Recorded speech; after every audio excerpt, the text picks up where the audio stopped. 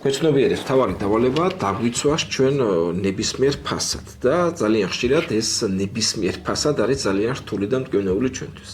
ავიღოთ მწველი მამაკაცი.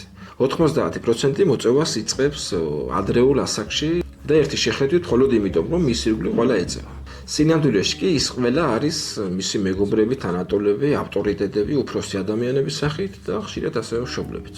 მოზარდობის პერიოდში დგება მომენტი, როდესაც საჭიროებთ უსაფრთხოების განცდას, რომელსაც ჩვენი მშობლები ხშირად უკვე ვეღარ ახერხებენ. როცა სოციუმში გავდივართ, როცა მოზარდობის ასაკში დიდ სირთულეებს ხვდებით.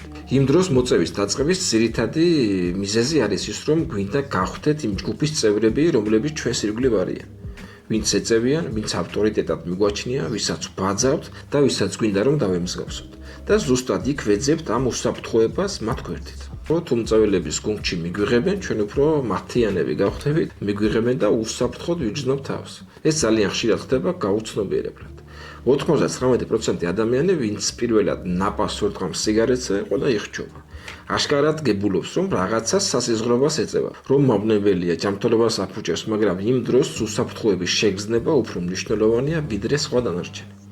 დავიწყებთ მოწევას, გავხდებით სოციუმში მიღებული ადამიანი, დავეკმაყოფილებთ ზუსტად იმ უსაფრთხოების განცდას. ხოლო რაც მთავარია, ჩვენს ქვეცნობიერში ჩაიწერა ესეთი პროგრამა: მოწევა უდრის უსაფრთხოებას.